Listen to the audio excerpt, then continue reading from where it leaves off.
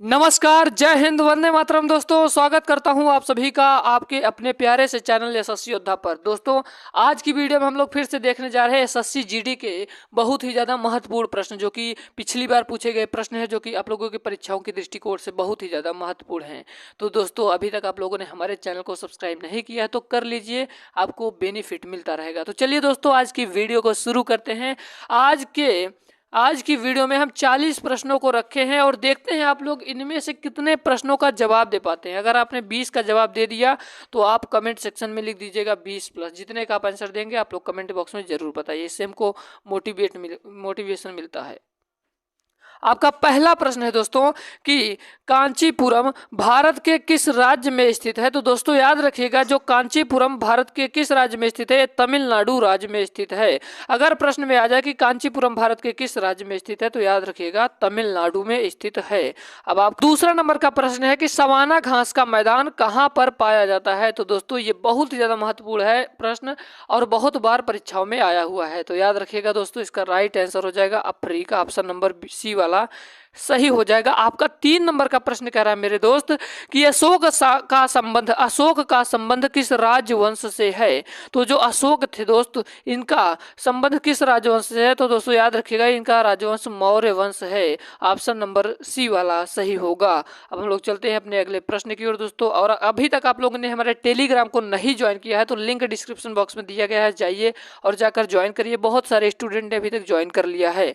तो अगला प्रश्न है दोस्तों, रियो डी जेनेरो ब्राजील में पृथ्वी सम्मेलन किस वर्ष हुआ था। तो दोस्तों याद रखिएगा, इसका राइट आंसर हो जाएगा ऑप्शन नंबर डी वाला 1992 ईस्वी में हुआ था दोस्तों। 1992 ईस्वी में पृथ्वी सम्मेलन हुआ था। ठीक है, अब हम लोग चलते हैं आपके अगले प्रश्न की ओर, 5 नंबर के प्रश्न की ओर।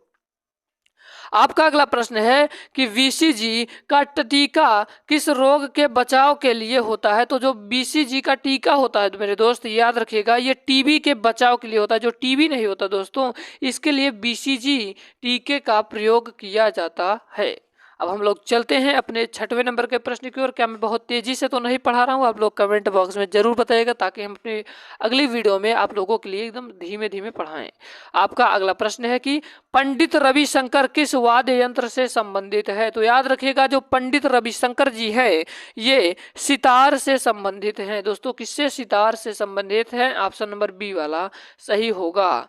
आपका 7 नंबर का प्रश्न आपकी स्क्रीन के सामने है, कह रहा है कि तेल का सबसे बड़ा निर्यातक देश कौन सा है। आप लोग जल्दी जल्दी कमेंट बॉक्स में कमेंट करिए दोस्तों। चलिए अब हम आप लोगों को बताते हैं कि जो तेल का सबसे बड़ा निर्यातक देश है एक इसका क्या है दोस्तों, सऊदी अरब, ऑप्शन नंबर सी वाला सही होगा।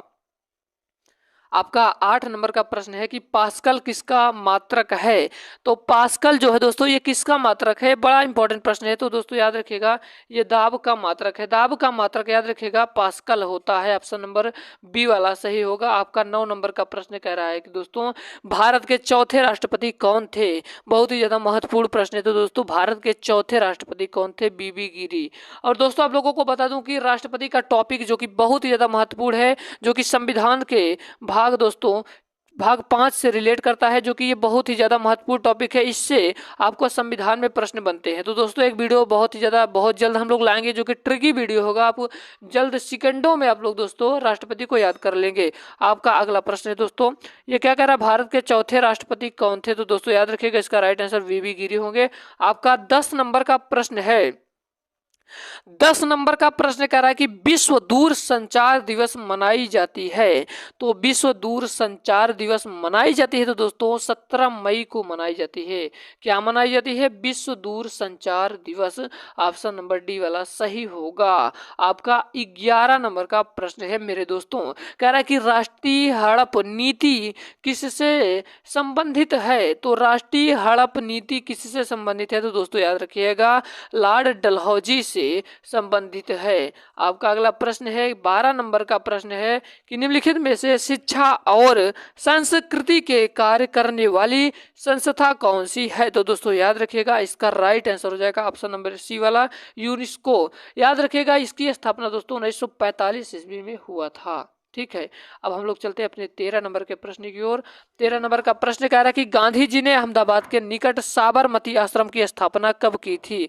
तो दोस्तों याद रखिएगा, ये जो गांधी जी ने अहमदाबाद के निकट साबरमती आश्रम की जो स्थापना की थी दोस्तों, इन्होंने 1916 ईस्वी में किया था। ऑप्शन नंबर डी वाला सही हो जाएगा। आपका 14 नंबर का प्रश्न कह रहा है कि विश्व की सबसे लंबी नहर कौन सी है?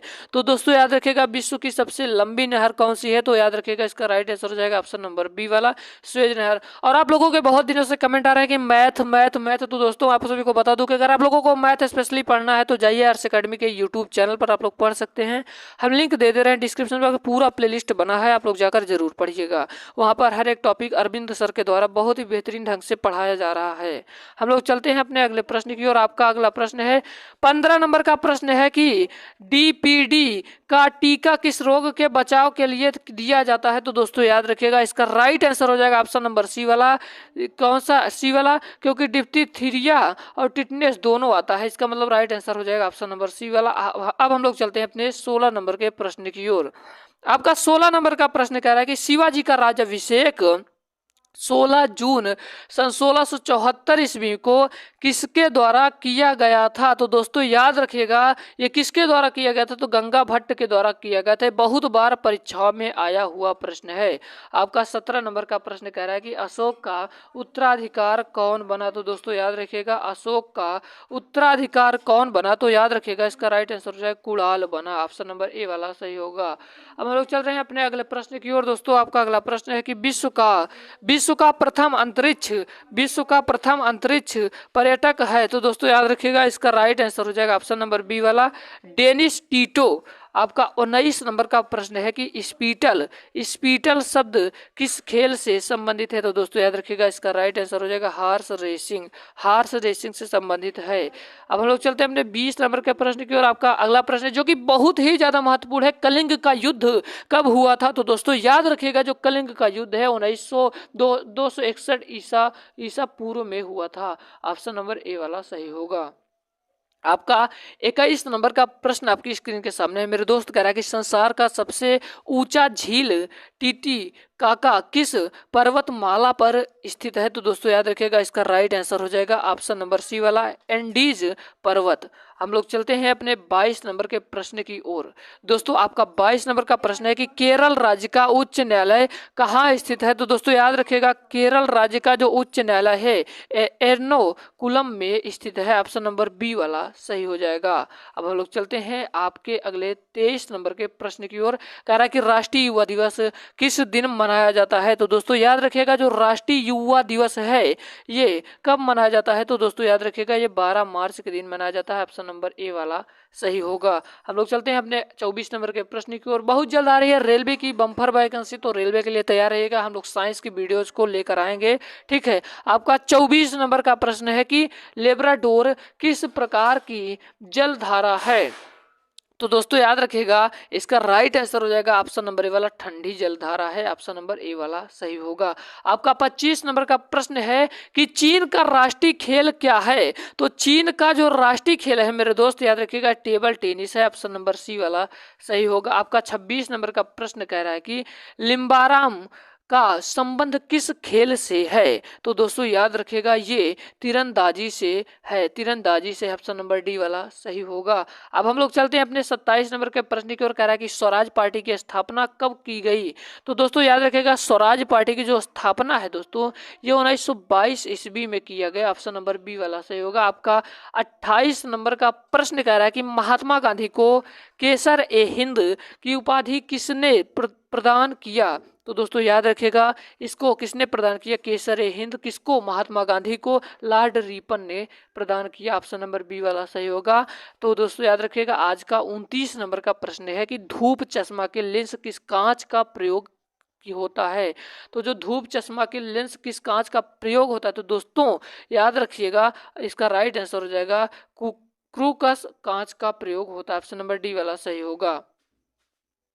हम लोग चलते हैं अपने 30 नंबर के प्रश्न की ओर कि संयुक्त राष्ट्र की स्थापना के समय इसके सदस्य देशों की संख्या कितनी थी? तो दोस्तों याद रखिएगा, इसका राइट आंसर हो जाएगा ऑप्शन नंबर बी वाला 51 थी।